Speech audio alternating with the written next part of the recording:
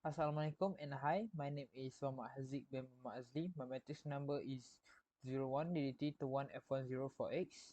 So for today, I will be presenting problem-based tasks for information security management. So this is my group members. So for finding and recommendation, the first one is lack of employee training.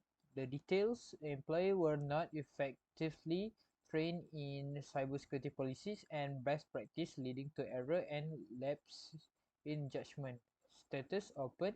Risk level and impact: high. Employee mistake and oversight can lead to security breaches and loss of sensitive data. Recommendation: develop and implement a comprehensive employee training program on cybersecurity policies and best practice and refresher training.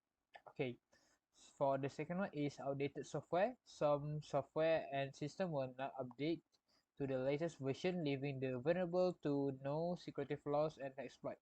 So when your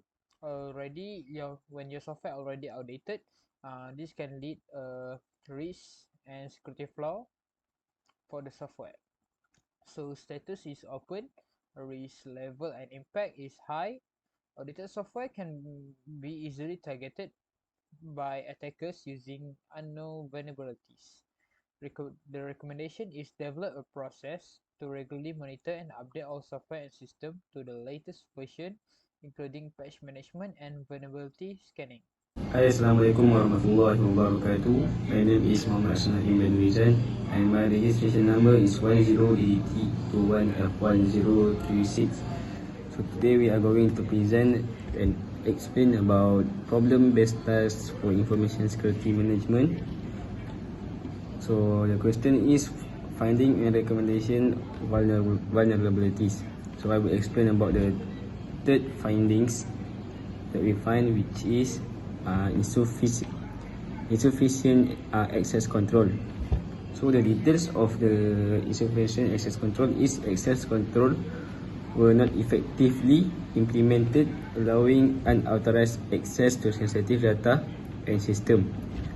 So the status of these vulnerabilities findings is open and risk level is high, and the impact is unauthorized access can lead to theft of sensitive data and disruption of critical system. So the recommendation to prevent these findings vulnerabilities is to develop and implement a comprehensive access control policy, including role-based access, least privilege, and multi-factor authentication. And then we need to conduct regular access reviews and audits to ensure compliance. So next I will explain about the fourth findings, which is lack of incident response plan. So the meaning of this findings vulnerabilities is there was no formal incident response plan in place, leading to a slow and disorganized response to the cyber attack. So the status spot is open and the risk level for these vulnerabilities is high, and the impact that can lead to the organization is a lack of preparedness can lead to prolonged downtime, reputational damage, and further data loss. And to the recommendation for these scope vulnerabilities, finding vulnerabilities, is we need to develop and implement a formal incident response plan that includes procedure for detection, containment, and recovery from security incidents. And then we need to conduct regular drills and simulations to test and improve the plan. So that's all for me. My friends will continue for the 5 scope and finding. For number 5, inadequate network segmentation. The network was not effectively segmented, allowing the attacker to move laterally through the system and access sensitive data. The source is open and the level is high. Lack of segmentation can allow attackers to move freely through the network and access critical assets. To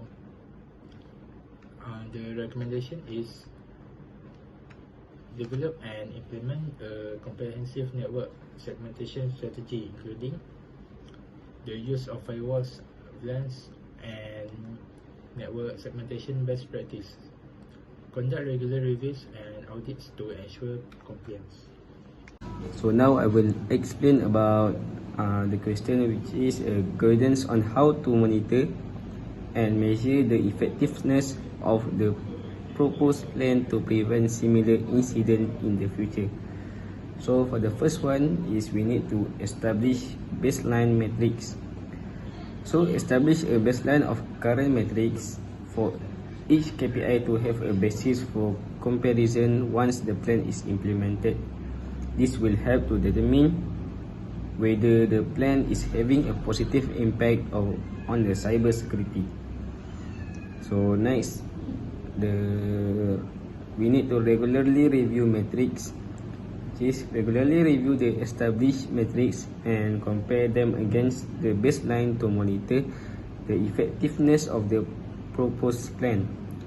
This should be done on regular basis, such as monthly, quarterly, to identify any areas where the plan may not be effective and to make necessary adjustment in the future.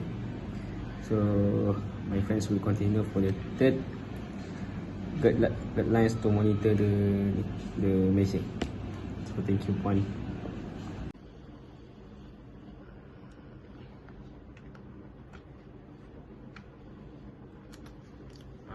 For number 3, conduct internal audits. Conduct internal audits to ensure that the policies and procedures outlined in the plan are being followed and implemented effectively. This will help to identify any gaps or weaknesses in the plan and make necessary adjustments. Externally, assessments. For number 4 is external assessment. Consider conducting external assessments such as penetration testing or vulnerability assessments to identify any weaknesses or vulnerabilities that may exist in the organization's system and process. Thank you.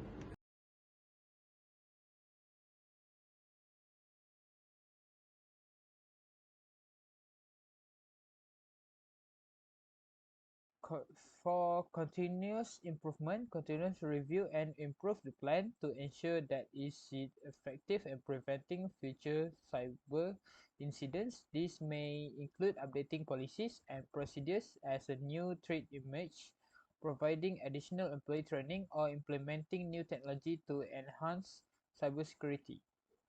That's all from me. That's all from us. Thank you.